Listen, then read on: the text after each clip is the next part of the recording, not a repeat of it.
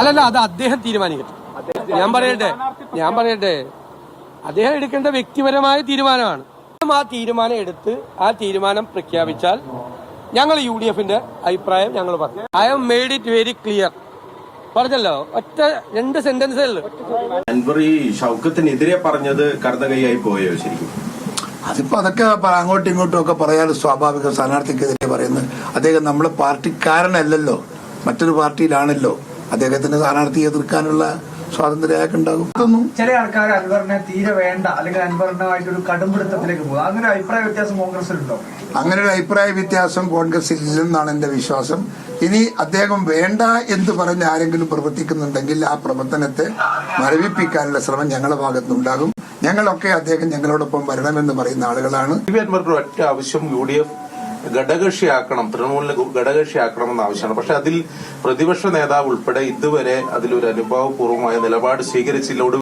അദ്ദേഹം പറഞ്ഞിരിക്കുന്ന ആ ആവശ്യം പ്രതിപക്ഷ നേതാവ് ഒറ്റക്കെടുക്കേണ്ട തീരുമാനമല്ല. മാത്രം തീരുമാനം എടുത്തു. VD സതീശൻ മാത്രമാണ് തീരുമാനങ്ങൾ എടുക്കുന്നത്. ഈ സ്ഥാനാർത്ഥിത്വം അടക്കം എന്നുള്ള രീതിയിലുള്ള കുറ്റപ്പെടുത്തലുകളാണ് വന്നത്. പ്രതീക്ഷയൊക്കെ നഷ്ടപ്പെട്ടോ? അതെ, നമ്മളെ കാലിയായല്ലോ. VD സതീശൻ എന്തെങ്കിലും എതിർപ്പുണ്ടോ അൻവർ വരുന്നതിനോട്? വ്യക്തിപരമായ താല്പര്യങ്ങളും വ്യക്തിപരമായ ഇഷ്ടാനിഷ്ടങ്ങളും ഒരു പാർട്ടിക്കകത്ത് പല നേതാക്കന്മാർക്കും പലതരത്തിലുണ്ടാവാം.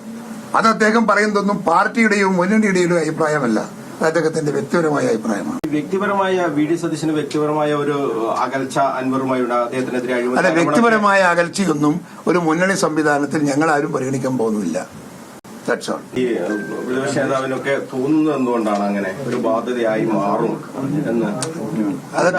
അതൊക്കെ പറയാൻ തുടങ്ങിയാൽ വല്ലാണ്ട് ആഴത്തിൽ പോകണം. ജോയി ആയിരിക്കും സ്ഥാനാർത്ഥി എന്ന് അൻവറിന് ഒരു ഉറപ്പ് താങ്കൾ കൊടുത്തിരുന്നു? അങ്ങനെ ഞാനെന്ത് കൊടുക്കാൻ? ഞാനായിരുന്ന സമയത്ത് ഞാനാരും കൊടുക്കാൻ പ്രസിഡന്റായിരുന്ന സമയത്ത് നമ്മളിപ്പോ തൊപ്പിയും കിരീടവും പോയി നിൽക്കുമ്പോൾ ഞാനെന്ത് കൊടുക്കാനാ? അദ്ദേഹത്തിന്റെ ഒരു സെന്റിമെന്റ്സ് എന്ന് പറയുന്നത് അദ്ദേഹം രാജിവെച്ചിട്ടാണ് അവിടെ ബൈ ഇലക്ഷൻ ഉണ്ടായെന്നുള്ള കാര്യത്തെ, ആ സെന്റിമെന്റ്സിനെ മാനിക്കണമെന്ന് തന്നെയാണ് UDFന്റെയും കോൺഗ്രസിന്റെയും ഒക്കെ പൊതുവായിട്ടുള്ള വികാരം. അദ്ദേഹത്തെ ഒറ്റപ്പെടുത്തുന്ന ചിന്താഗതിയൊന്നും ആർക്കും ഇല്ല, അങ്ങനെയൊന്നും ആർക്കും ഇല്ല, UDFിൽ ആർക്കും ഇല്ല. എന്താണോ കമ്മ്യൂണിക്കേഷൻ ഗ്യാപ്പ് ഉണ്ടായതെന്നൊക്കെ എനിക്ക് സംസാരിച്ചാലേ മനസ്സിലാവുള്ളൂ. അദ്ദേഹത്തെ ഒഴിവാക്കണം, അദ്ദേഹത്തെ ഒറ്റപ്പെടുത്തണം, അദ്ദേഹത്തെ ഐസൊലേറ്റ് ചെയ്യണം, അദ്ദേഹത്തെ മാറ്റി നിർത്തുന്നത് പോലെ UDFിലെ പ്രഗത്ഭരായ നേതാക്കളായാലും അവരൊക്കെ എല്ലാവർക്കും ഇക്കാര്യത്തിൽ അങ്ങനെ അൻവറിനെ ഐസൊലേറ്റ് ചെയ്യണമെന്നോ അൻവറിനെ മോശമാക്കണമെന്നോ വിചാരിച്ചു. I have made it very clear.